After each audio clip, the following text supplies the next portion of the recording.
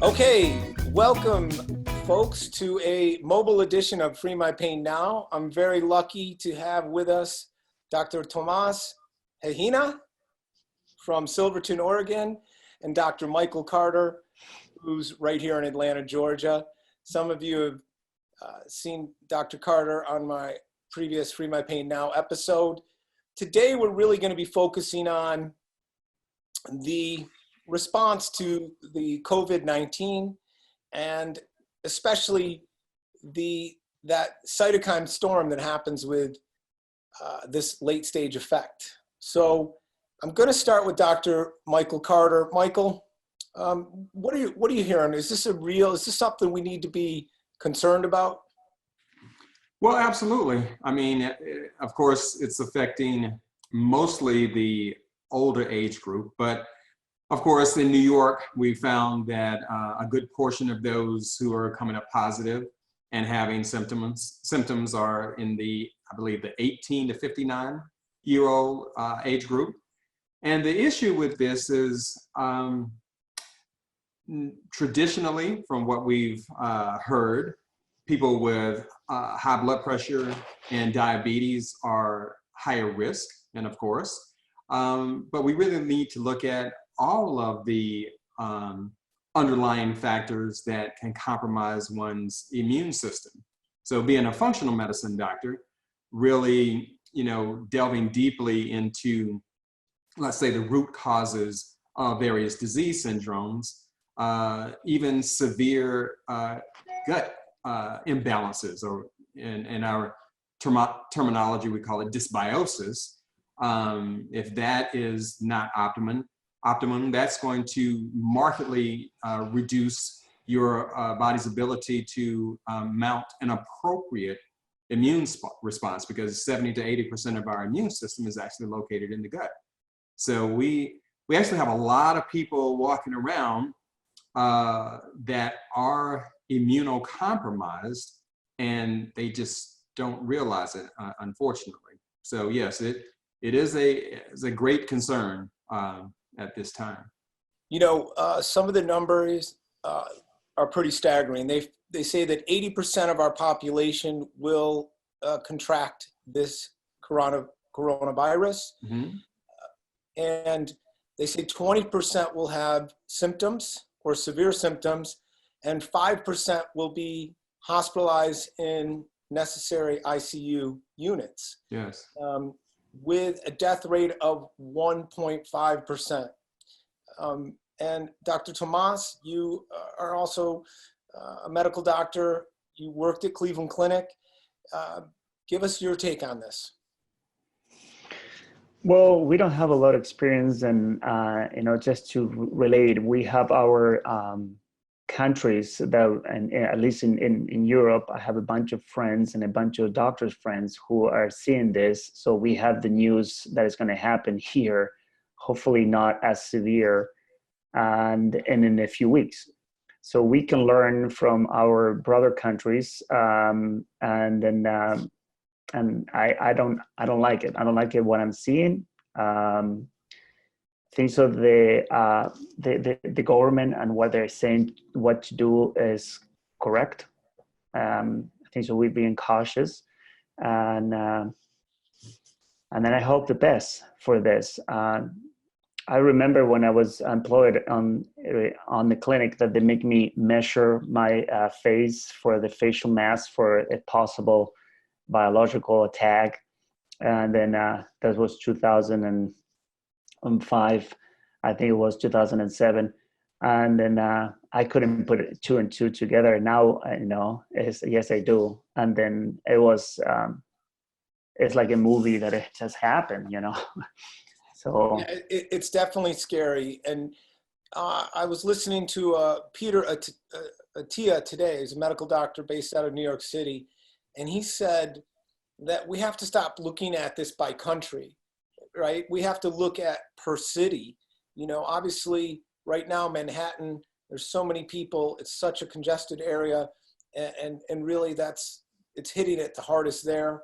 It seems like Washington, the state of Washington is actually on the downside at this point, but he was looking at Yes, you have to look at each city, and he looked at, between Milan, Rome, and Palermo, Sicily.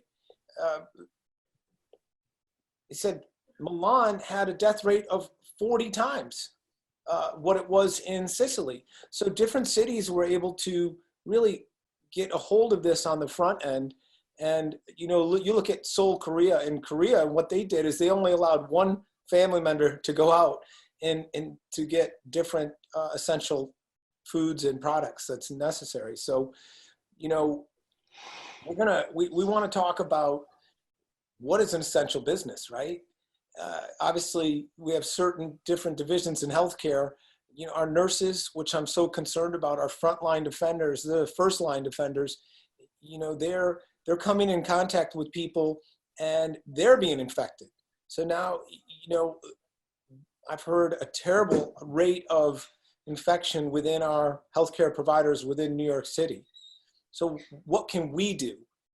One of the things that I've been doing for 2.5 weeks with my clinics and my staff is I have been treating it like I am contagious.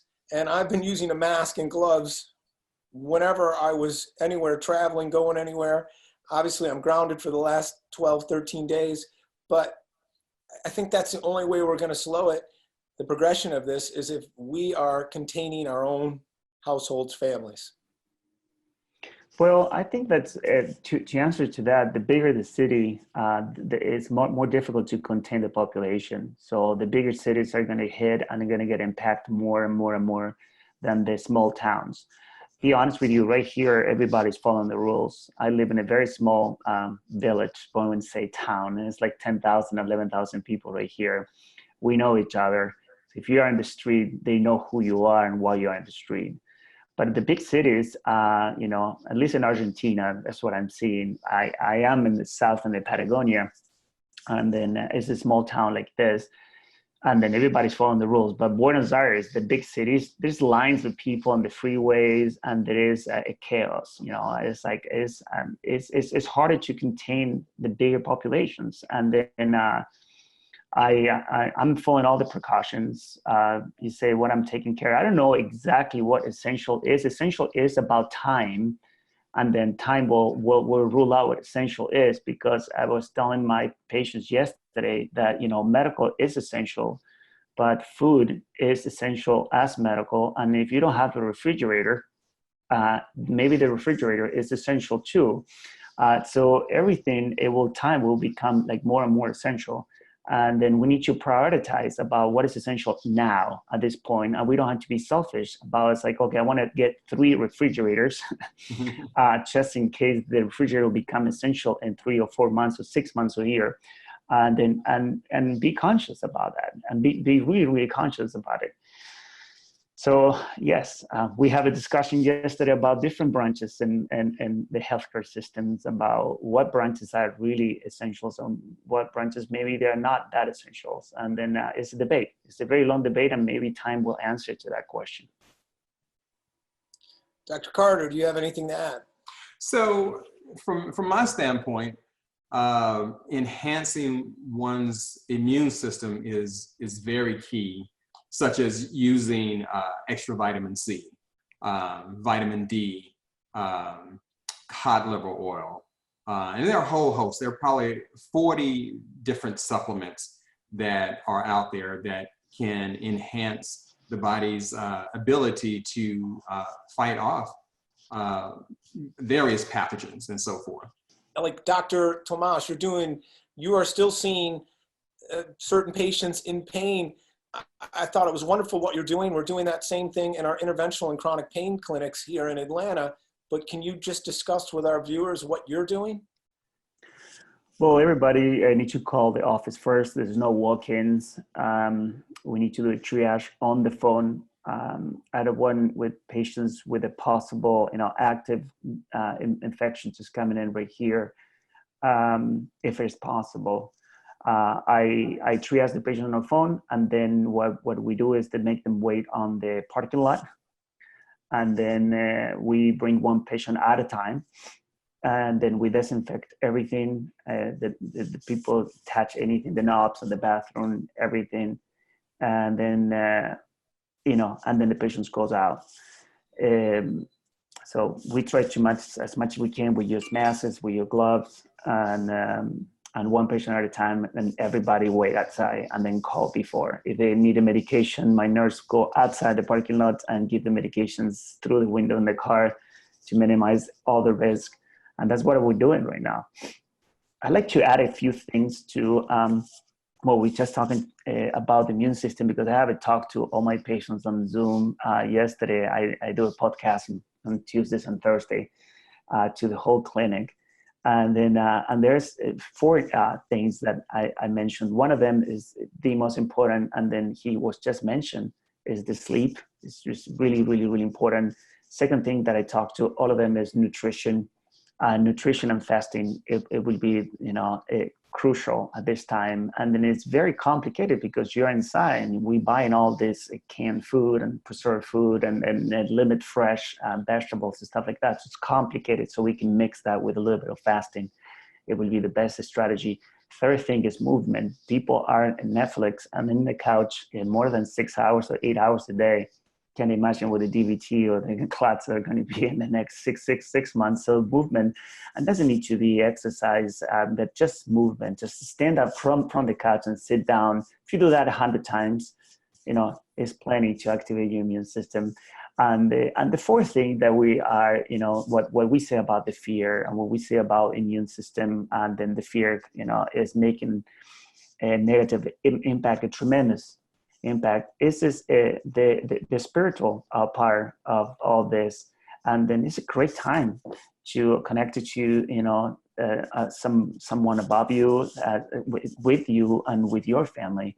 So the connectivity and the connection that we have to take advantage in this time of situations that you can't escape. You're gonna find that time for you, or pray or meditate or whatever type of spirituality you want to do. And then that's what we were talking yesterday, those 4 things. My 5th element will bring the supplements and try to help the body to do what the body do best.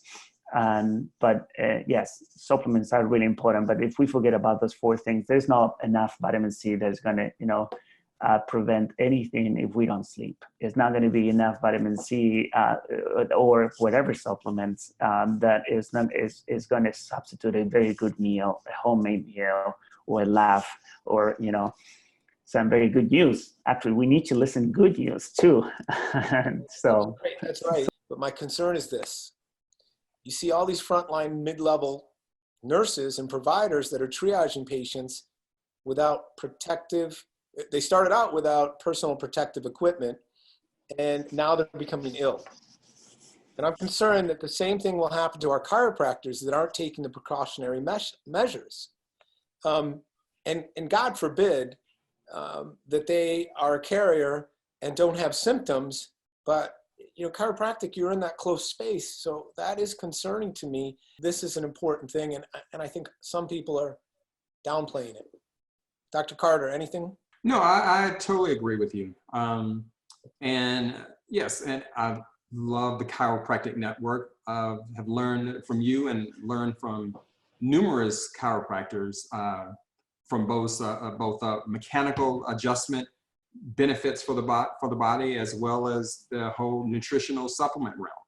So, but yes, we all have to be extremely cautious in this arena, because the vast majority of us are in fact going to be carriers of this. It's going to spread pretty much to everyone over time. And the fortunate ones will just be carriers and will experience mild symptomatology. But again, we don't know who we'll come in contact with. Obviously, we can see, older patients that may or may not be more vulnerable. But you can't just assume that if you are 30 years old and you come into the office, that you look fine, but internally, everything's all out of whack. All of your inflammatory markers are sky high, which is what, we test in the functional medicine world. We do testing that traditional doctors don't generally get, like homocysteine and C-reactive protein and ferritin levels and what have you, and a whole host of those markers that will elucidate underlying inflammation that's brewing for one reason or another. So again, yes, and again with the supplement regimen, just being on baseline dosages recommended on the bottle may or may not be sufficient. So that's why I say patient specific, we may need to go into higher dosing strategies. Vitamin C is a wonderful regimen, but truly to be effective, you definitely need to do high dose levels. Ideally in a situation where one is in an extreme situation, let's say in a hospital, IV administration is more appropriate in that realm. But if you're at home, there are various ways to administer high dose vitamin C in powdered forms or liposomal forms, and those can definitely help. Again, not saying that it's going to cure anything or stop anything, but we know that it definitely enhances the immune system. Again, all things in consideration, you have to look at the body as a whole and what you're exposed to. You know, are you continuously being in a toxic environment? Are you a smoker? What have you? A whole number of things need to be taken in consideration here. You know, yesterday, Dr. Tomas, on the call, you heard Maria Crawford working on certain patients doing some gut health. And were you on that call, Doc? Yeah. And can you give a recap what's happening with some of these parasites and some of these gut things? Well, yeah. So it was, you know, everything is like a discovery every single week for us about how to treat conditions, and then how we're going to approach the treatments, and how we're going to create protocols for these treatments. I don't think that one technique fit all. I think so. We need to be personalized per patients and per patient situations too, inclusive the levels of powers and the treatment sessions and how many pulses we're going to give it to them. There's some patients who respond very, very, very well. But talking about this SIBO and this dysbiosis in the microbiome with these very challenging patients, now that we're talking about parasites, yes, it has been used with a tremendous success, and with the frequency testing negative after one treatment. So it's very what's called positive, future positive news. Maybe that is going to be, we all, you know, scared. You mentioned about it for prevention. I think so. The treatment on the feet and hands to boost your immune system. We have to come out with more studies, and then we need to come out with more testing to create a protocol for this and to be valid. But I don't think there's any risk at this point just to do it. And I offer that to my patients, and I offer that to my staff. I treated myself yesterday, and then treat my staff yesterday in the feet and hands. So yes. What did I tell you? I mean, it has an antibacterial, antimicrobial, possibly an antiviral effect as well. And, you know, I've been doing my hands at least once a week because I'm so handsy, and also doing my staff and working with them. You know, I want to finish up. We're running a little overtime for our podcast this week, and you guys will be on this Sunday in our radio show here in Atlanta at 8:30 on 9:20 a.m. But the last thing I really want to talk about, and I was so lucky enough to visit your clinic January 7th of 2020, Dr. Tomas, and I saw one of the coolest things. You worked with a patient who had a chronic bladder infection, which is called interstitial cystitis, and her name was Mary. She was 72 years old, female. And let's kind of finish off today. Tell them what we did. And I was there to witness it. Well, in traditional medicine, in interstitial cystitis is a pretty sad type of a condition when you have this chronic sensitivity and a chronic symptoms and inflammation of the bladder for an unclear etiology. And then we tried, and she tried for years, almost everything. And she saw every single specialist on this planet, and then experimental meds, and then nothing worked. So I mentioned just to her that we can probably treat it with this device, and then she was willing just to do it. And then and we did, I think, the second treatment, or maybe it was the second treatment with you. And then I treated the first time. We did a very short course, full bladder, and we concentrate in the bladder area about the pubic symphysis, and I treat the lower back, and her symptoms were like 50% immediate, 50% better. That's exactly what she said. So it's great. And Mary, yes, and I still contact her, and then and we did only 2 treatments, and then they're about 75-80%, and now at this point better. And then she is like, she's not taking anything for it. It's unbelievable. That's truly amazing. And you know, every week this thing gives us different, what would be considered medical miracles.